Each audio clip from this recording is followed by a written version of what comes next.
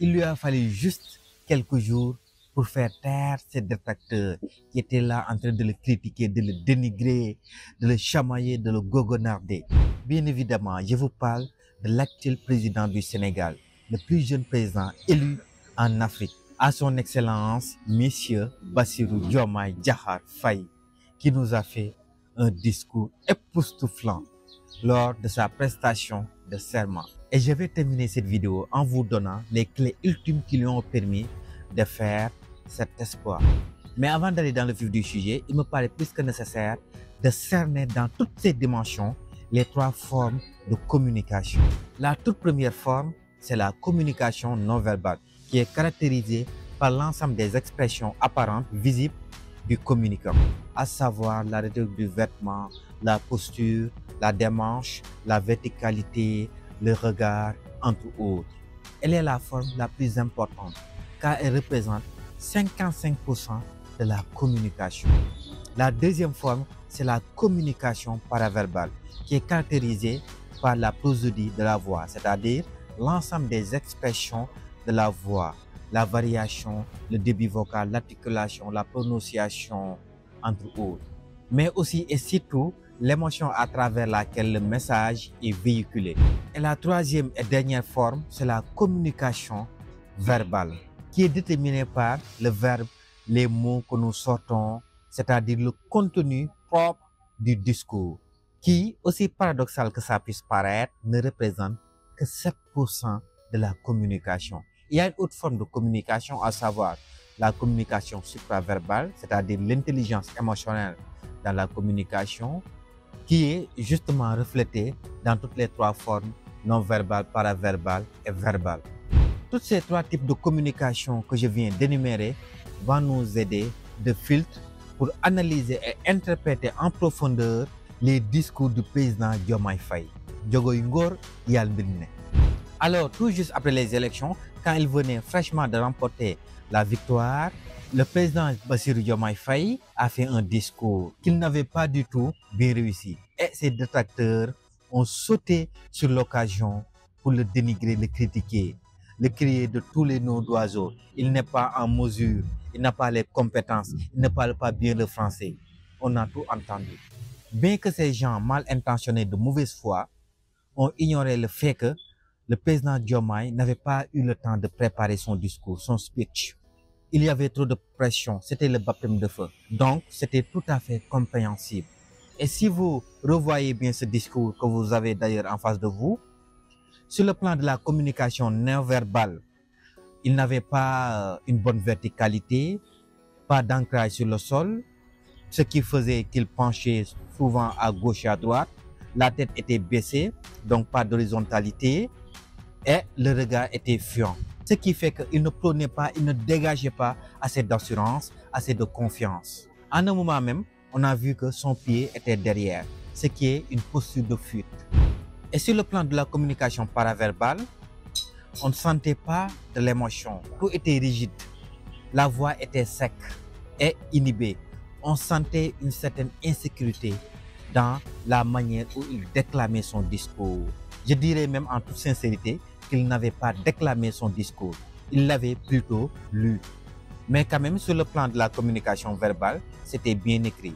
Le contenu était riche. Ce qui a fait que son discours restait à désirer. Il n'était pas en réalité à un niveau de président.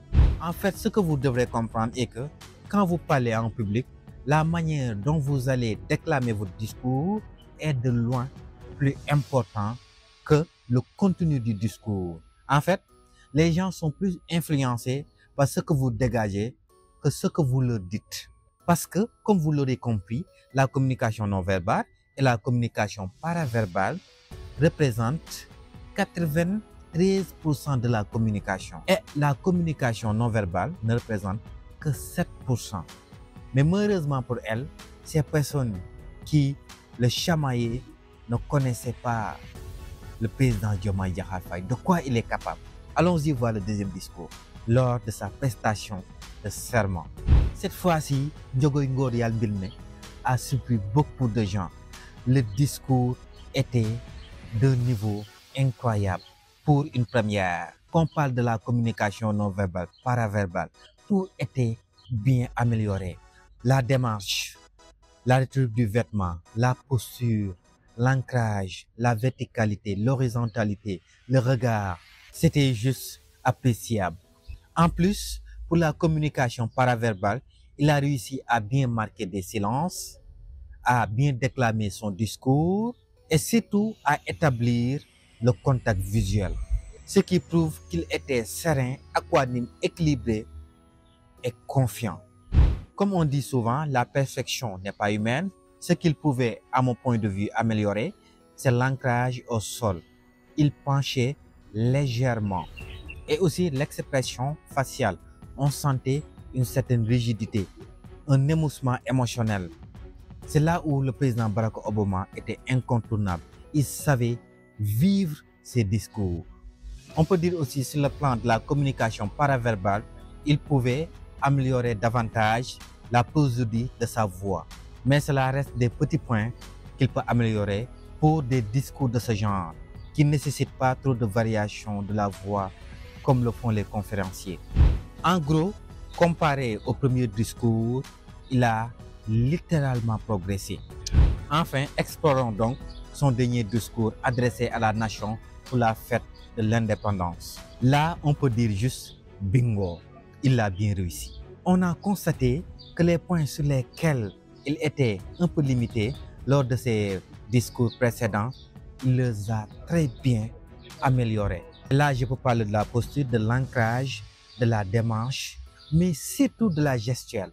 Parce que le discours lors de la prestation du serment, il n'y avait pas quasiment de gestuelle. Tout était rigide. Mais cette fois-ci, on a vu qu'il était en train de gesticuler avec la manière parce que ses gestes étaient synchrones avec les mots qu'il déclamait, ce qui a amené une grande amélioration dans son discours. Pour les silences, l'articulation, la variation, le débit vocal, tout était bien amélioré. La seule chose que j'ai constatée et qu'il doit davantage améliorer, c'est l'ancrage au sol. On voit qu'il se balance légèrement vers les côtés. Mais tous ces points qu'il doit améliorer, à savoir l'expression faciale, l'émotion, la variation de la voix, la rigidité et le propre, le faible des personnes qui ont le profil psychologique du président Bassirou Diomaye Diakhar Faye. C'est des personnes souvent qui sont dans la rigidité, dans l'émoussement émotionnel, qui sont calmes, réservés, donc souvent coupés de leurs émotions. Mais fort heureusement pour lui, mais aussi et surtout pour nous tous Sénégalais, c'est le profil psychologique des personnes les plus intelligentes. Elles ont souvent un QI, un quotient intellectuel très élevé. Il suffit de s'attarder sur ces débats qu'il a fait bien avant et que vous soyez concentré sur son raisonnement, sur le propre de ses idées pour être conscient de son intelligence aiguisée. Malheureusement, nous vivons dans une société de l'emballage qui méprise le contenu. Sans forcément en être conscient, nous sommes animés par des réflexes de subordination que nous avons été de la colonisation, de l'assujettissement, de l'asservissement dont nous étions victimes. Pour nous, bien parler le français, c'est fignoler l'accent de Jean-Luc Mélenchon. Les gens se concentrent sur comment la personne prononce, sur comment il parle et tous ces trucs esthétiques, tout en occultant le fond, le propre, la profondeur des idées de la personne en question. Cela n'est qu'un complexe d'infériorité.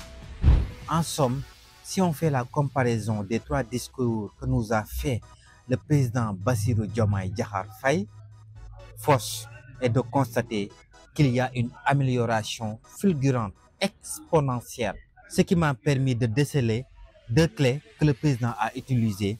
La première, c'est la détermination. Dans le mot détermination même, vous avez deux E, l'engagement et l'exigence.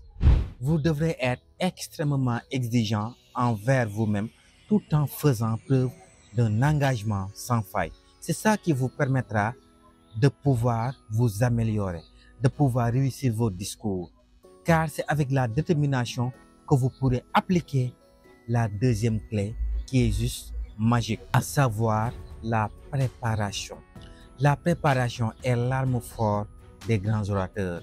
Lors de la guerre de sécession, Abraham Lincoln avait dit: si vous me donnez 5 heures pour couper un arbre, je prendrai 4 heures pour aiguiser ma lame. Même l'improvisation ne s'improvise pas, disait l'autre. Par conséquent, sachez, plus vous vous préparez, plus vous serez confiant, plus vous serez rassuré, plus vous pourrez réussir votre discours. Non seulement ça vous permet d'avoir les réflexes, mais surtout de dégager une bonne énergie, une énergie d'assurance, de sérénité. Donc, quand vous devrez intervenir à parler en public, préparez-vous au maximum. Plus vous préparez, et cela c'est juste une évidence, plus vous allez réussir votre discours. Croyez-moi, il n'est même pas nécessaire d'être avec le président Bassirou Diomaye Diakhar Faye pour comprendre qu'il a intensément bien préparé ses 2 derniers discours. Ce qui lui a permis d'ailleurs de titiller même le président Macky Sall en parlant de la communication, bien évidemment. Qui, rappelons-le, lors de son premier mandat, il n'était pas un grand communicant. C'est lors de son deuxième mandat qu'il arrivait quand même à faire des très bons discours.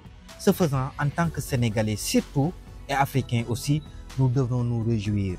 Nous devons dire Alhamdulillah, merci Dieu de nous donner un président qui dégage tellement de charisme, de détermination, de courage, d'abnégation, d'intelligence, de fitness d'esprit, et qui nous a prouvé avec ses discours qu'il n'est pas venu pour jouer, qu'il ne ménagera aucun effort pour relever les défis. Yoko Ndial Ndjogoy Ngor Yal Mbilne, le digne fils de Ndiaga Niao.